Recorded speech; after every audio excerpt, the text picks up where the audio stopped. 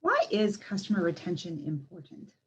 Well, I think a lot of people would say, obviously, it's good to have your customers come back. And obviously, it's easier to sell to customers that you already have versus trying to acquire new ones every time. The bigger reason to take a look at customer retention is that a surprising number of businesses have one and done customers. The problem is rampant in retail, but in other businesses, it can also apply.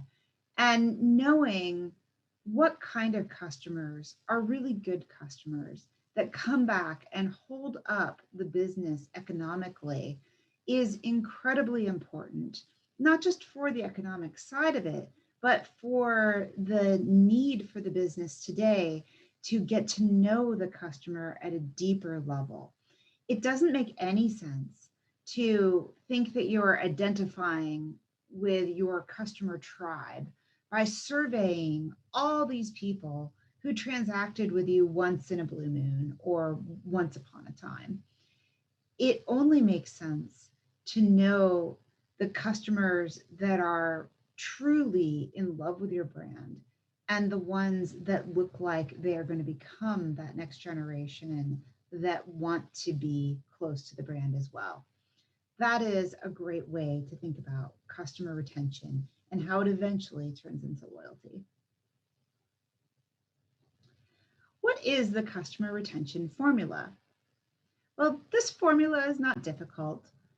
Customer retention rate, which I'm calling CRR, is basically the customers who are still paying you at the end of the period minus the new customers that you've acquired, and that total divided by customers at the start period, and then multiply by 100 to get the rate.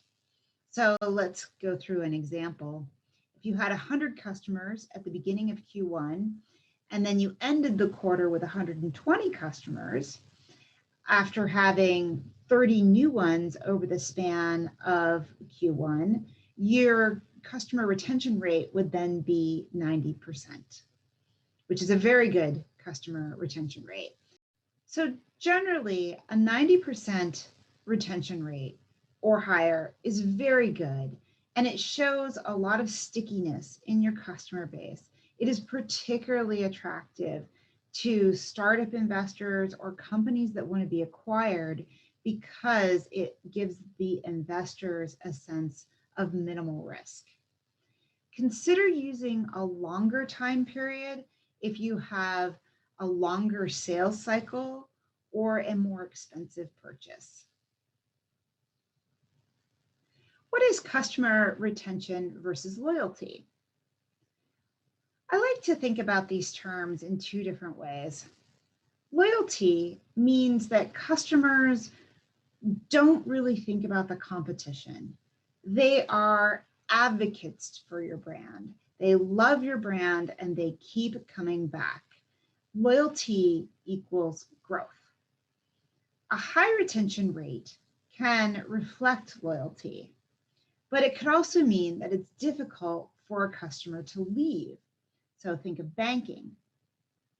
I like to break these apart and think about retention as getting the act of getting the second or third purchase, because that's a slightly different strategy than how you should be dealing with loyal customers. So retention still has a downward pull of competition embedded behind that first, second, third, really just the second and third purchases. Loyalty is an emotional pull. Retention is a transactive pull. That's how I like to think about it. What is customer retention versus churn rate? Well, the two are really just inverse formulas for each other. We've already talked about the customer retention rate, so let's talk about the churn rate. Churn rate is the customers who are paying you at the start of the period minus the customers at the end of the period, and that total divided by the customers at the start of the period, times 100 to get your rate. Where retention is a formula that we want to be higher, so retention rate should always be pushing higher, churn is a rate that we always want to be lower. Lower is better. Both make sense when used over the same period of time. But the big question is, can you prevent churn? And I think it's a mistake to think that you could go to a zero churn rate, because every customer has a point in their life where they just aren't right for your product.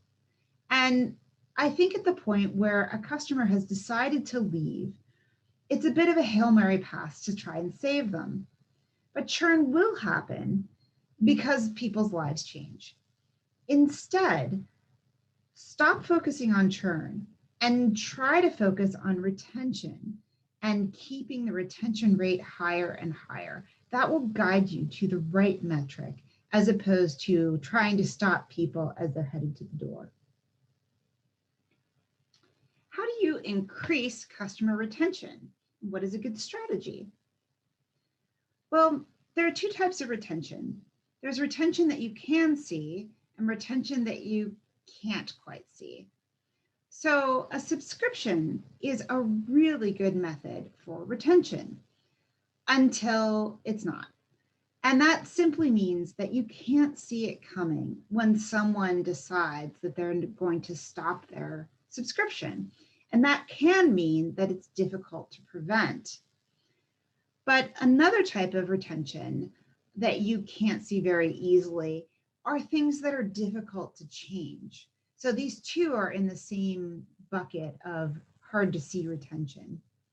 Think about the hassle of getting rid of your cable service, or changing your insurance policies, or again, banking.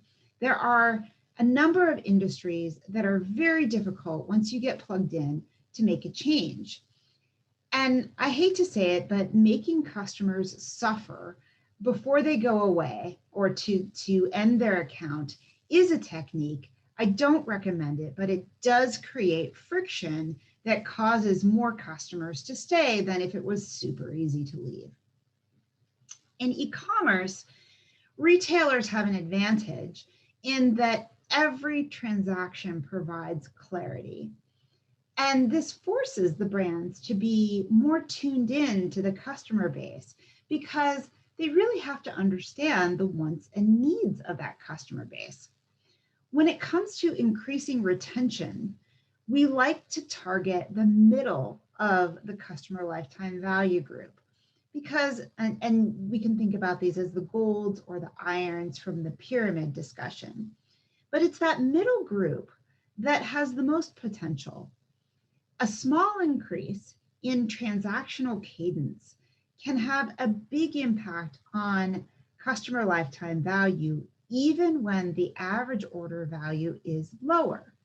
We would much rather have small, frequent purchases, that continued engagement, that continued sign that the customer is checked in, than a big one and done buyer that disappears and we don't know where they went, and we hope that someday they'll come back.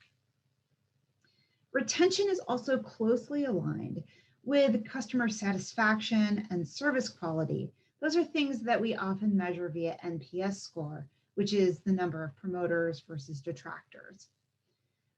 I highly recommend adding customer feedback to any retention metric, especially when you're trending retention, to try to understand which customers are trending higher and why. And of course, match that feedback to customer lifetime value so you know where to prioritize your most powerful customer retention strategies. What is a good example of customer retention? Well, Starbucks is a great example of increasing the transactional cadence of the customer base. Years ago, they had a number of baristas in the stores, and the baristas had all this knowledge about who was a regular, what kind of coffee they liked, maybe even how often they came in. But none of that was digitized. So Starbucks had not just the advantage of being an addictive product, but also being a high frequency of purchase product. They decided to make a mobile app. And this was a very good decision because it essentially got all of that granular knowledge about what kind of products people like attached to the people who are actually buying. So the mobile app is a little bit of gamification. It allows you to collect stars and earn rewards and be sent different specials, which are highly personalized. It allows you to order ahead and pay with the app. Essentially, there's a lot of functionality you get from the Starbucks app, but it extends beyond the store. Whereas before, all the information was kind of locked up in the physical store and most of it couldn't be seen. So this app has something like 4.8 is the score out of 5. 3 million people have rated it, and at least 16 million people have downloaded it. So it's a huge success, but again, partly due to the nature of their product. Now, all of those features wouldn't matter if it didn't really make an impact to Starbucks' bottom line. And so here's what they said. If it didn't make an impact to the bottom line. But the CFO of Starbucks, Patrick Grismer, said a while ago, we know from our experience that when customers join our rewards program, their total spend with Starbucks increases meaningfully in both the frequency for regular and super user customers, as well as the amount of the spend. Now notice what they're talking about there is the regular and the super users. That translates to the middle, the customers that had potential to be high value, as well as the super users, the high value customers. So the reason this particular app is such a good example and a success for retention is it increased the transactional value of the customer in both the high value classes, which is hard to do, and the middle classes. So a really great application. Plus they got all sorts of information about people to mine and create a larger sense of emotional bonding, which we'll talk about in our next section on customer loyalty. How do we support retention with Rubino? Well, I previously showed how we support customer segmentation with Rubino, but once you have that segmentation, what can you do with it? So here's an example of a way to activate good customer segmentation. This is the way we think about retention in the Rubino interface. A lot of it has to do with cadence and whether someone is on cadence or off cadence. But once we understand that overall, what we also want to understand is who should you be reaching out to before it's too late? So we talk a little bit about customers with high potential and customers that are cooling down. Now, in this case, the data has been customized to talk about it in terms of location, but any customer can do this in terms of product mix or in terms of areas of the website. There's lots of different ways to customize this for your business. So if we look at customers in locations with high potential, then we see this scatter plot of CLV over the velocity. And the velocity is just how much they're doing what we want them to do, which in this case is purchase. We can play that chart and see how they're moving over time to get a sense of the trends. And we can also roll over to see individual data. Now, there is a corresponding element here that shows customers in locations that are cooling down. So I might want to also understand, and this is really one of the key concepts of retention, is where do I reach out or when do I reach out to people who are getting off track, and I don't want them to get too far off track. You can use a larger measure, like if they haven't purchased from me within 90 days, then send them an email and nudge them. Well, that's okay, but we can get more fine grained about it when we think about it in terms of what their natural cadence is. So some customers may be more seasonal buyers and they buy a lot in a particular season. That's a little bit different of a profile than a customer who buys a little bit month over month. So we want to take that into account when we're thinking about retention in terms of what is that customer's natural cadence and should you really be reaching out to them or not. If you take everybody and just say 3 months, it's a bit like using a chainsaw when perhaps a pair of scissors would do. It's okay, you can get progress, but maybe we could be a little more precise and a little more graceful. So if we look at customers in locations that are cooling down, we can also see the same kind of movement where customers are growing or shrinking and when we need to reach out to them. But the best part is through the Rubino system, we can actually export a full list of customers that are off cadence. So we can grab that list and then push it into an email system, for example, in order to nudge them correctly. Now, I want to make a special note about the timing here because what you don't want to do is come in and nudge them every day unless you have a product that truly is that kind of cadence, like coffee. If I'm Starbucks, I probably do want that kind of cadence. But for most businesses and most products, you probably want to allow the CLV, which is a forward-looking metric, to settle a little bit so that you're not constantly chasing ghosts one way or another. You're allowing people to really settle into the pattern. I can also export a list of high potential customers. Those are the people who are rising, who are up and comers, and I really want to catch them when they're on the upswing. Alongside this, we also track things like how is your revenue moving? And is that quality revenue? So when you see a CLV trend that's going down, meaning your future lifetime value, the amount of unlocked revenue in your base is decreasing, but revenue is going up, that tells us that you're acquiring customers that are not high quality and that they keep coming in and buying, but they may not be giving you that long-term continuous purchase cycle. We also have metrics such as the customers that have been acquired. In this case, there have been 437 that were lost against the overall benchmark of 3,900.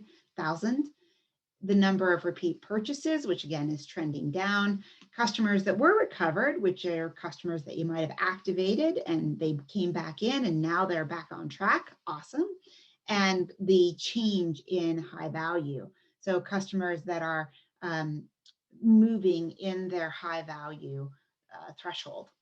So overall, the Rubino system is really designed to help you get ahead of where a customer is in their purchase cycle and how that relates back to your overall revenue so that you never find yourself in the position of wondering why you're paying so much to bring the next customer in and the next customer in. You should always be thinking about how that customer equity, that customer love is generating more and more value for your business at lower and lower cost.